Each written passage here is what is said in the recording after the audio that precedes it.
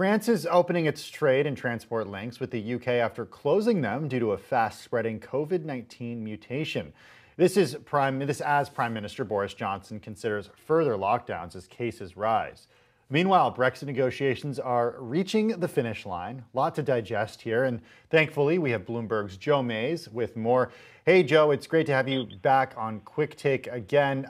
How did France and the UK resolve the impasse at the border? What will citizens have to do in order to travel to and from the UK? So it's the citizen part and the person part, but also, of course, the goods part of those trucks getting over the border.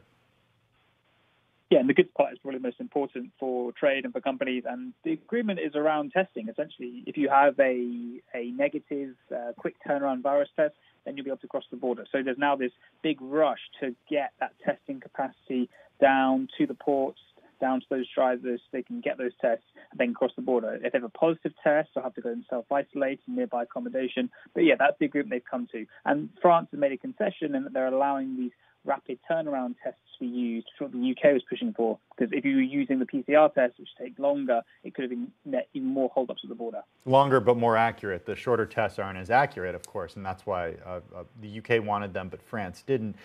Exactly. Has anything changed in your life in the last 48 hours with regard to how easy it is to get goods, considering, or how difficult it is to get goods, considering so many trucks have been stuck at the border? There have been some images and cases of some people excess buying fresh produce because they're worried about shortages. But that doesn't really make sense because you can't stockpile that kind of food anywhere. So I think it's only in very isolated cases. We haven't seen that disruption come through yet. I think the view was that if this continued for another day or so, then the impact would happen because, you know, supermarkets already well stocked for the Christmas period. We would have seen problems if it continued, but it looks like it's being resolved. But still, there is a big backlog, and the government is saying don't travel to Dover, you just don't go. Toilet paper doesn't expire. You can certainly stockpile that, although we, of course, do not recommend it. But vegetables, that's a completely different story. Even though this agreement has been reached, are there still likely to be delays just because of the rush to actually get these tests to the drivers and the backlog that we're there right now? When do things go back to normal? Yeah, it will take a while for this to get back to normal. We have so many lorries down there, thousands parked up, that it will take at least a few days to clear that backlog. And as you say, they still need to ramp up the testing capacity, so don't expect this to return to normal anytime soon. Clearly, it's a priority for both sides to get this sorted. We've been talking in the last couple of days a lot about the new variant that has been identified in parts of the UK.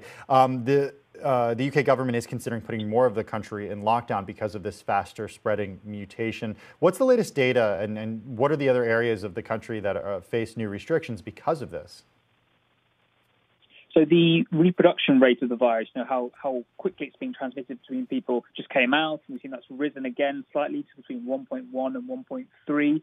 And we know that the areas which are closest to the tier 4 areas, so the highest restriction areas, it's there that we're seeing cases rise. So clearly there's an argument which says these areas are adjacent to the worst affected areas. They probably should be going into higher tiers because clearly there's movement, people between them. So that would make sense. So we're talking about areas immediately around Kent. But I think the expectation is that the government will announce today that perhaps every area in the country will go into a higher level of restrictions than it is now. So definitely tougher rules coming. I want to just end talking Brexit, Joe. The deadline is fast approaching here. Time is running out. Both sides certainly still disagree on that issue of fishing. Is there a chance that a deal could be reached before the end of the year? Or I should say Christmas. Is there a chance it could be reached before Christmas? Yes, and there's even a chance it could come today. That's the kind of latest chatter we're hearing, which is that increasing rumblings that they might have, they might be ready to announce something as soon as today. Obviously, this is Brexit and these deadlines have kind of come and gone, but it seems to be the case that we're getting very close to an agreement. So watch this space. It could still fall apart, of course, as it has many times before, but we could be in for a busy night. All right, well, good luck to you, Joe, and happy holidays. Bloomberg's Joe Mays, thank you as always for your time.